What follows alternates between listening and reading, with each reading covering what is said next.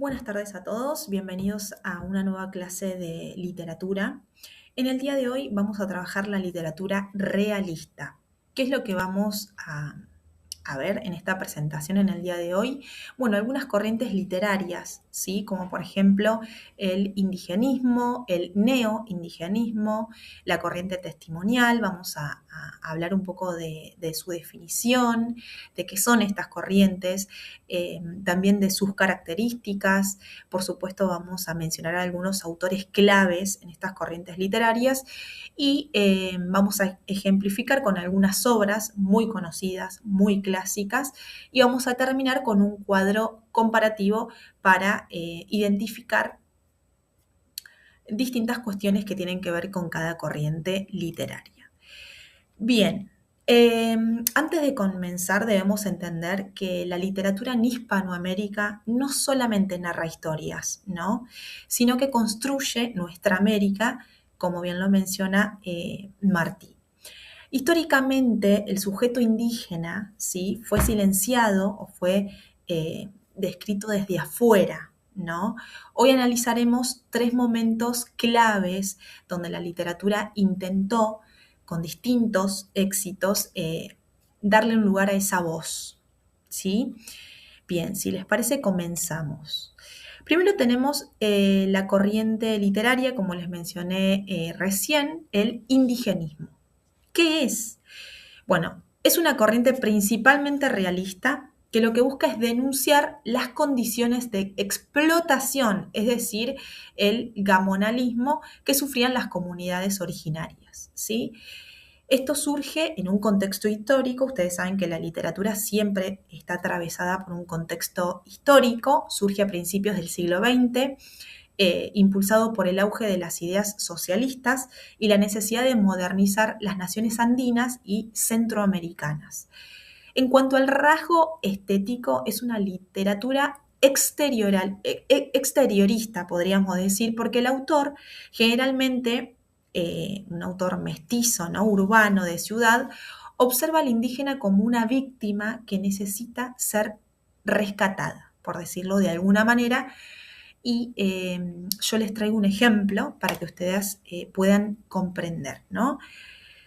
El fragmento de Ave sin nido, por ejemplo, de la escritora peruana Clorinda Mato de Turner, es un clásico, ¿sí?, Eh, que utiliza este recurso en sus obras. Fíjense el fragmento que yo les traje acá. Dice: el pueblo de Quillac es un escenario de opresión. Los gobernadores y curas se reparten el sudor de los naturales. Los indios, como los yupanqui, son sombras que caminan bajo el peso de una deuda que nunca termina. Acá ustedes pueden notar, ¿no?, cómo la autora describe de alguna manera la injusticia social, ¿no?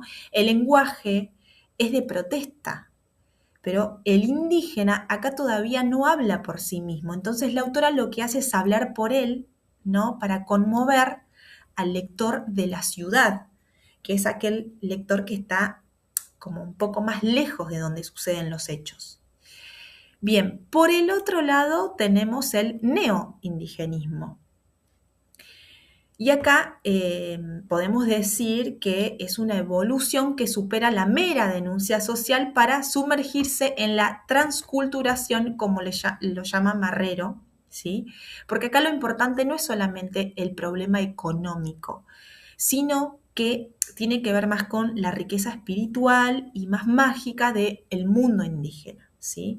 Esto se da en el contexto histórico a mediados del siglo XX, entre los años 50 y 60, y se vincula con el surgimiento de las nuevas técnicas narrativas y el reconocimiento de la heterogeneidad cultural de América Latina. En cuanto al rasgo estético, acá el lenguaje se vuelve más poético, más musical, ¿no?, porque se introducen algunos elementos del quechua o lenguas locales, no solamente como palabras decorativas, sino como una forma de sentir el mundo, ¿no? Acaban apareciendo elementos que más adelante lo vamos a llamar el realismo mágico, ¿no? Esta idea de lo mítico y lo cotidiano que de alguna manera conviven sin conflicto alguno. Bien, un ejemplo claro es el fragmento que aparece, varios fragmentos en realidad, que aparecen en Los ríos profundos del autor José María Arguedas, pero yo les traje un fragmento que se nota muchísimo como el indígena, ¿no? O el personaje que vive su cultura ya no es una víctima. Dice, ese Samba Show no era un juguete. Al girar, su canto traía la voz de los ríos y de los árboles. Ernesto sentía que en ese sonido se unían los mundos, el de los colegios de muros grises y el de las montañas que hablan.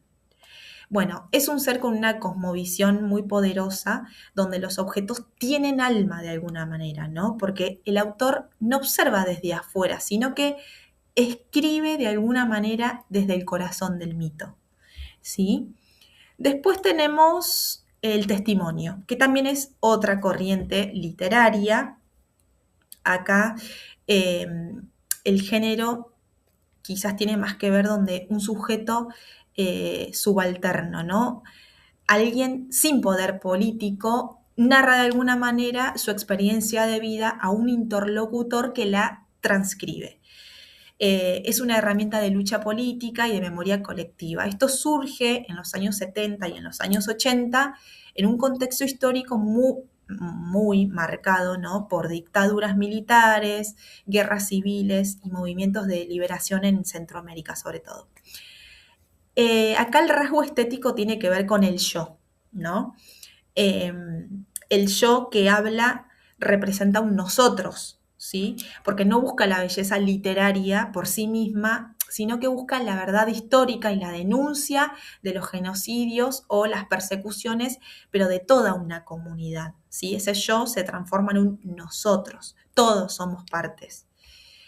Un ejemplo es la obra Me llamo Roberta Menchú, y así me nació la conciencia, escrito por Elizabeth Burgos. Ella es una escritora, historiadora de Venezuela, y yo les traje un fragmento que acá hay una gran diferencia con los fragmentos anteriores. Dice, mi situación no es solo mi situación, es la de todo un pueblo que ha tenido que ocultar sus ritos para sobrevivir. No soy una escritora, soy una mujer que cuenta lo que sus ojos vieron para que el mundo no lo olvide. Y acá, a diferencia de las obras anteriores, de los fragmentos anteriores, no hay ficción, ¿sí? La barrera entre autor y personaje acá desaparece, porque es la voz directa de esa resistencia. Bien, yo les armé en esta presentación un acceso directo, ¿sí? A unos videitos en YouTube. Si ustedes apretan arriba de la imagen en la presentación, van a poder ver todas las obras que yo les mencioné recién en forma directa, ¿sí? Después se los voy a pasar. Bien, para resumir la idea de estas corrientes literarias, yo les armé un cuadro comparativo, ¿sí? Acá lo que básicamente les voy a explicar a modo de resumen cuál era el uso del lenguaje en cada corriente literaria, cuál era el conflicto y qué se buscaba, ¿sí? Con esas obras. Como bien dijimos, en el indigenismo, el uso del lenguaje es un lenguaje estándar. Podemos decir que es común, ¿no? El conflicto es socioeconómico y las obras buscan, por supuesto, denunciar el abuso, ¿no? Del patrón a los indígenas. Después tenemos el neoindigenismo, que el uso del lenguaje ya es más complejo, pero es más musical, ¿sí? Como mencioné antes. El conflicto es cultural y existencial, y acá se busca una reivindicación, ¿no? Sobre la cosmovisión, ¿sí? Y por último tenemos el testimonio, ¿sí? Que ya usa un lenguaje más directo, más colonial, y el conflicto tiene que ver con lo político, ¿sí?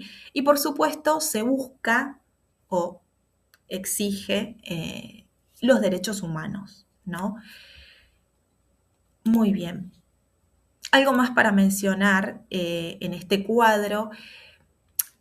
es también el vínculo con el realismo mágico, ¿no? Porque, por ejemplo, en el indigenismo es escaso, ¿no? Porque es más racionalista.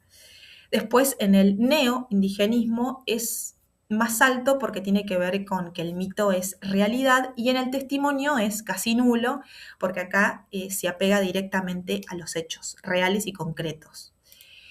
Bien, yo les voy a dejar la bibliografía que utilicé para poder realizar esta presentación. Y acuérdense que acá en esta diapositiva tienen el acceso a las obras para que ustedes puedan seguir investigando sobre cada obra que yo les mencioné como ejemplo en los fragmentos. Bien, dicho esto, como hemos visto hasta ahora, el realismo mágico no nació, ¿no?, de la nada, sino que podemos decir que el realismo mágico es hijo de la cosmovisión que el movimiento neoindigenismo puso sobre la mesa, ¿no?